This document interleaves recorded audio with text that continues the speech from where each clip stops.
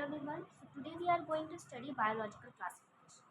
ये जो वीडियो होगा ये पार्ट में होगा, छोटे छोटे पार्ट्स में बना होगा, टॉपिक वाइज होगा। तो पहले हम लोग जो स्टार्ट करेंगे बायोलॉजिकल क्लासिफिकेशन, वो जो इंट्रोडक्शन पेज मिला है ना, जो पढ़ने का बिल्कुल भी मन नहीं करता, उस पेज से स्टार्ट करते हैं।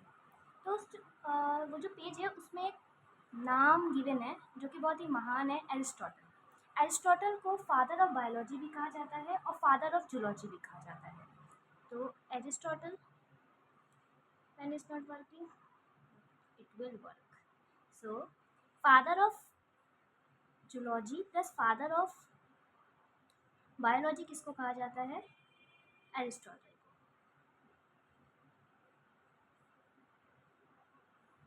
अब इनको फादर ऑफ जूलॉजी और बायोलॉजी क्यों कहा जाता है? क्योंकि ये पहले इंसान थे जिन्होंने क्लासिफिकेशन किया था हमारे बायोलॉजिकल दुनिया में। ठीक है, तो इनका जो पहला क्लासिफिकेशन था ना, वो based on the growth habit. इन्होंने जो पहला क्लासिफिकेशन किया था वो प्लांट्स में किया था।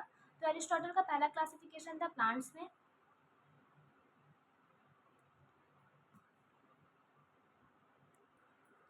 प्लांट्स को इन्होंने डिवाइड किया था on the basis of growth. It is very important कि कौन से बेसिस पे डिवाइड किया था एरिस्टोटल ने, on the basis of growth.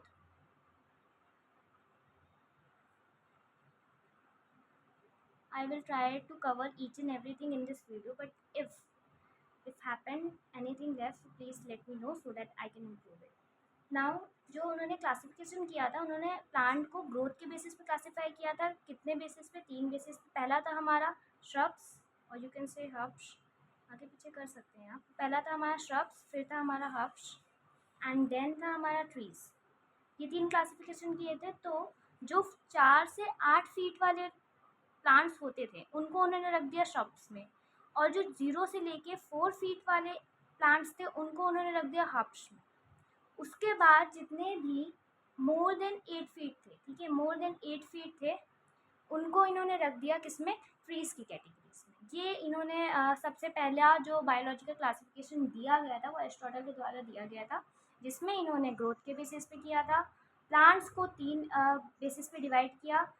Height के ग्रोथ के बेसिस पे किसकी कितनी ग्रोथ हो रही है, जो कि था श्रब्स, हर्ब्स और trees. Shrubs 4 to 8 feet, herbs 0 to 4 feet, and trees more than 8 feet. Okay, उसके बाद हमारे आए थियोपार्थस। थियोपार्थस जो थे इनको फादर ऑफ बॉटनी कहा जाता है। थियोपार्थस, इनको कहा जाता है हमारा फादर ऑफ बॉटनी।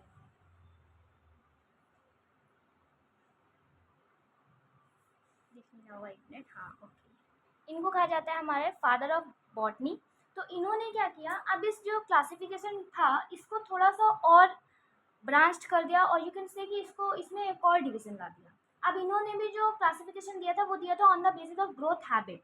जो एरिस्टोटल थे उन्होंने ग्रोथ के बेसिस पे दिया था, ग्रोथ हैबिट के बेसिस पे उन्होंने भी दिया था, और जो थियोपार्थस हैं इन्होंने भी ग्रोथ के बेसिस पे दिया था, बस इन्होंने एक क्लासिफिकेशन बढ़ा दिया था। 4 बेसिस पे डिवाइड किया था। पहला था हमारा हर्ब्स, ठीक है, उसके बाद दूसरा था हमारा अंडर श्रब,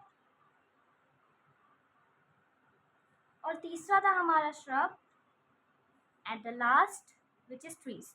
तो ये जो डिवीजन था ये इन्होंने एड ऑन किया था इसमें।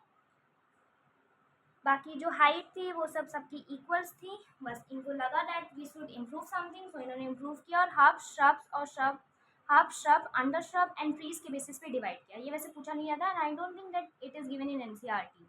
ओके, सो जो एरिस्टोटल थे और थियोपार्थस थे, जो एरिस्टोटल एंड थियोपार्थस दोनों ने ये जो क्लासिफिकेशन दिया वो कैसी थी?